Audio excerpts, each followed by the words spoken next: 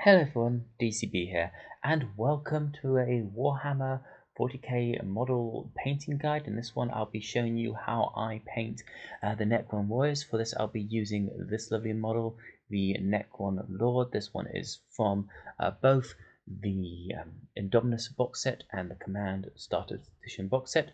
Now you're just probably thinking sprayed in silver and done, but I'll show you that there's a little trick to this one. So without any further ado, I'll spray him and then I'll show you what it looks like after being sprayed. And there he is. I decided to spray this guy in Wraithbone. Yes, Wraithbone, a sort of creamy white colour. This is a deliberate thing on my part, as I found that just spraying it with a base silver doesn't give it the sort of tarnished, aged look that I like for the Necrons, because these are supposed to be ancient construct beings. So that is why I have painted him in the, Thunder base in Wraithbone. For the blade, I've got all sorts of ideas and colours to get all the detail out of there. You'll see.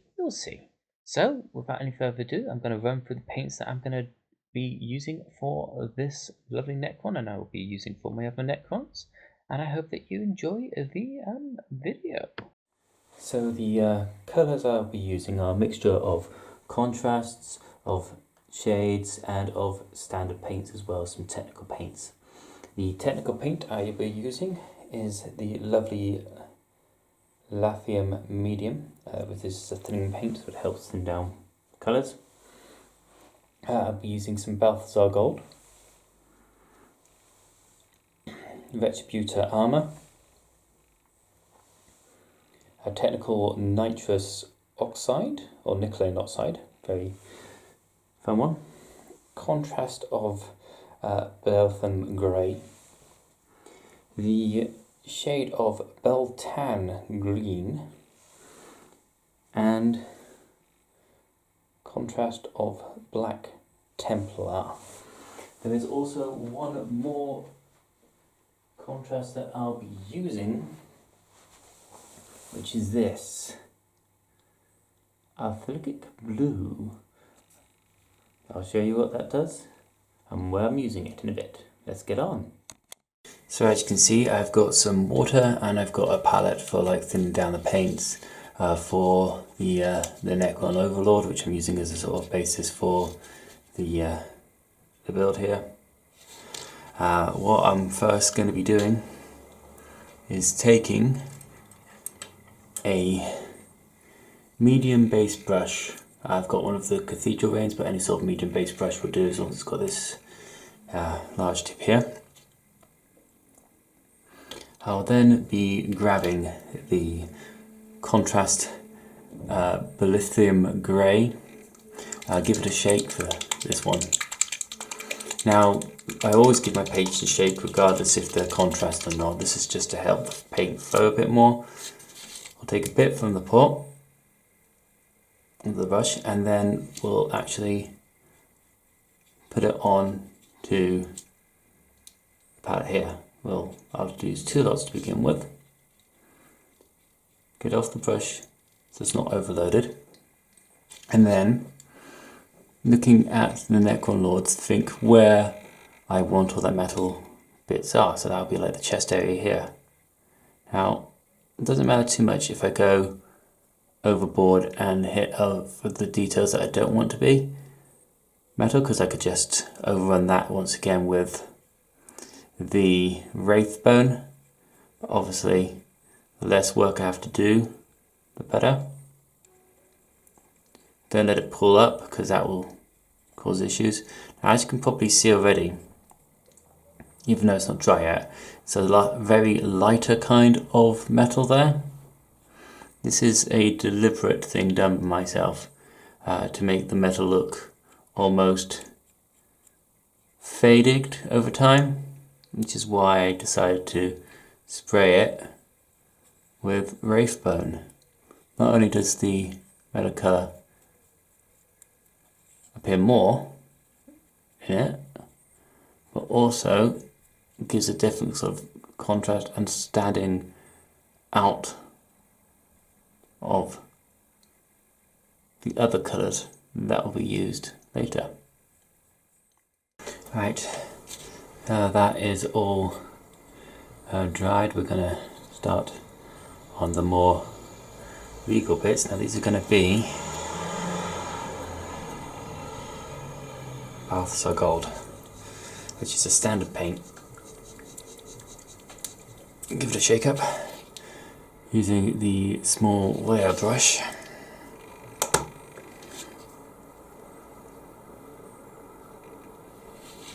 Get under the palette. Thin that down with a bit of water. I'm going to get, not a lot on the brush. In the point, it's about there. Yeah, about there. And then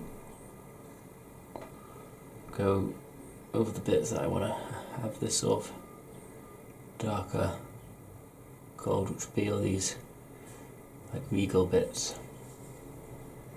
The face now would be a different gold.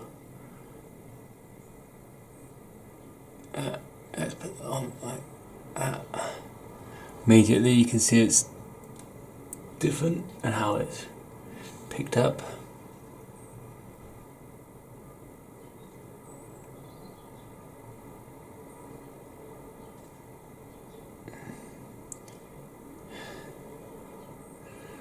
The other bit there.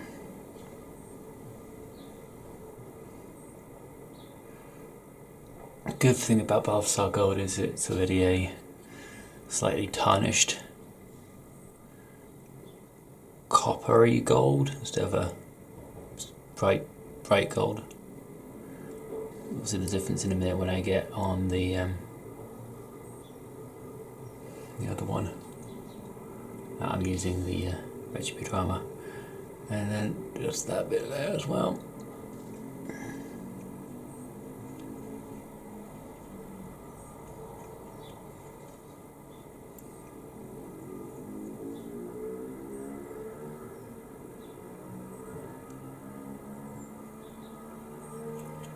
Lovely.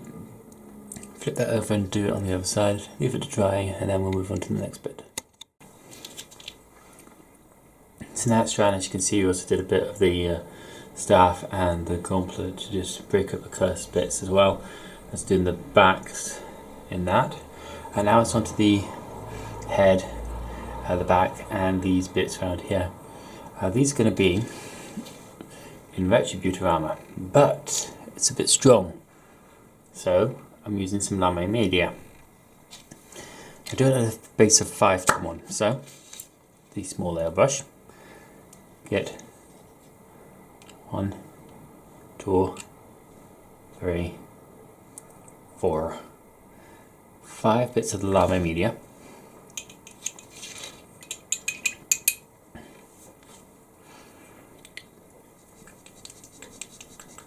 And then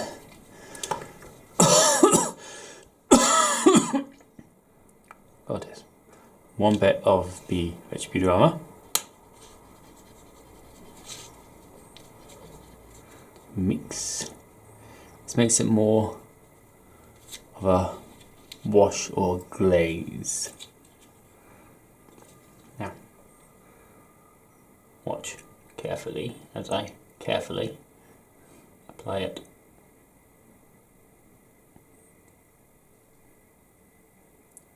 Just runs all the places I want it, and because it's been put down by the army media, you see how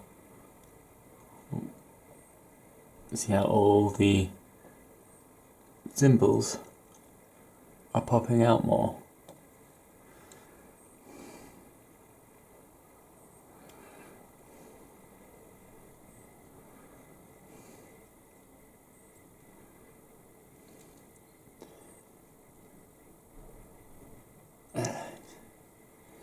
His head.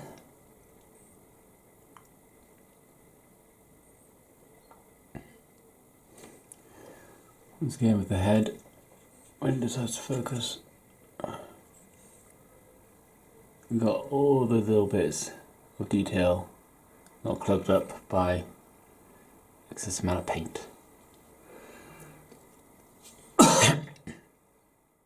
Right, now that armour is dry, you can see the difference between those bits of gold and these Balthasar golds. That is a lot more muted than retributed armour would normally be, thanks to the Lame medium. I also did a little bit of overlaying on top here, and then with the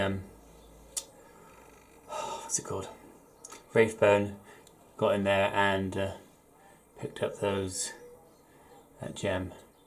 Now, speaking of these gems, I'm gonna get them painted, as well as the massive glaive, and we're gonna be using Belpan green. Even though it's a shade, I still give it a shake, and using the small layer brush as always, just for control purposes. I'm gonna get a nice little bit of a puddle action going on there. Get it ready. There we go. Focusing on the glaive. Let it run. Drag it down. Drag it down. Making sure it doesn't pull in any areas. Picking up all bits where this ancient blade is. Lovely. Also, then we go into the little dot there. Lovely. Same the other side. Just drag it down. Drag it down. Drag it down. Work it in. Work it in. Slightly. Once again into the little bit there. That. Drag it. Don't let it pull. Drag it. On the edge. Drag it down. Lick it up. There we go. Down the back. Bum bum bum bum bum bum bum bum bum. Bum. Like that. There's also another bit where we're going to do it. It's on this hand here. Like that. And in that bit there. Just like that. Beautiful. And now that that is all dry, you can see how those have worked. So with these two at the back, I didn't rewash them with Wraithbone, which is why they're a different colour green to the rest of them. We're now going to go over these cables, and we're going to be doing that with Black Templar. As always, giving the Black Templar wash, well, contrast a bit of a shake with a small layer brush, get it onto the palette just to make sure I have control over it, and then thin it out on the brush, making sure that it's not overloaded with the small layer. And then I get to the cables and very carefully and very gently go over them, sort of circular, well, not circular, but motions here, so that the camera's done this weird autofocus thing, basically picking up all those cables. This will give it a bit of a massive stand up there, as you can see when it's focused out, and then we'll work on these other cables around the back, and then we'll leave them to dry, and then we'll move on to the next part and the next bit of colouring. Now that black is dry, you can see how it makes those cables stand out from the model, how they sort of connect to the rest of it to give it a sort of like more defined look, which is pretty cool. But now moving on to the grave and the gems, doing them with a second layer of contrast paint. We're going to be using the contrast paint known as acrylic blue. As always, give it a quick shake to make sure that it's all loose. Then with a small layer brush, get a few dips of it onto the palette, like so. Get it off the brush so it's nice and thin, so I don't have too much overloaded onto the brush at once. And then start to go over the glaive, like so. Now you're thinking, why is it put in the blue? over green. Surely that would make it more blue. Thankfully, it doesn't, due to the fact that I've already done the base wash as the Baltar green. It actually makes it a much more deeper green, a lot more energy. So make it look like it's a crackling blade of energy. Well, that's what I was going with. Whether I achieve the effect or not is a, completely different kettle of fish. And I'll let you judge for yourself when that's done, which it should be in a minute. Once it's all dry, I'll once again show you what it looks like. There it is, all painted and dried. As you can see, it looks a bit more darker, a bit more ethereal, a bit more, cool. So we're going to now use the Wildwood contrast paint for the staff. You know what you're thinking? Wildwood? Isn't that like a more organic color? And it's like, yes, it is. And that's deliberate. So once again, using the small layer brush, we'll take a few little bits from the pot. We'll pop them onto the Z palette. Then I'll hold the brush so it doesn't have too much on there. Yeah, don't want too much paint on the brush. And then get into that staff and start painting it. Dragging it around, letting it, flow, making sure it doesn't pull. And that will give us a sort of nice wood effect, which is pretty cool. And once again, we'll let that dry and we'll show how it is. And, it's a pretty cool thing, and it's a lot darker as well, so it stands out against the greens and the golds, but also against the silvers, which is why I decided to go with the more natural color, shall we say. While it was dry, it's time to have some fun with some Nihilate Oxide. This is a special kind of contrast paint which reacts with the metallic paints, the silvers, the Retribution armors, the golds, the lead belchers. We don't want too much of this though. We don't want a lot of this because it's a very, very strong thing. We want as little of it on the brush as possible using a small layer brush. First of all, I will run it over all the gold. I'll try to move it around as much as possible, making sure it doesn't pull too much because this is a very, very strong thing. And what it basically does is it adds rust. It basically ages the golden colors because at the moment, as you can see, in his current form, he looks very, very shiny. It doesn't look old, and I want him to look a bit older. And so this is where this particular contrast paint comes into its own. Let's say you have to make sure that it doesn't pull at all, that you don't have too much on it. It is a very, very, very strong thing. So I'll put this over all the metal and then let it dry, and I'll show you what it looks like after it's done. Now that our nitrous oxide has dried, it's time to finish up some highlights. The Glass Buster Green, which is an edge paint, which is basically a very fine paint used for edge highlighting. Now I'm going to be using this for the eyes and the little vents in the chest. I'll be using the Artificer Extra Small brush. It's a very, very thin brush. Giving me a very, very thin point. Don't look much on the thing, so get them in there and then very carefully get into those eyes. I know I still need practice at this more fine detail work, as I completely missed his eye on the both sides. And then I go into the chest, try and pick up the highlights, so I'll let that tail dry and then I'll show when it looks like fully painted. And there he is, all painted and ready to go. This Necron Lord and the colour style I'm going to be using for my Necron army.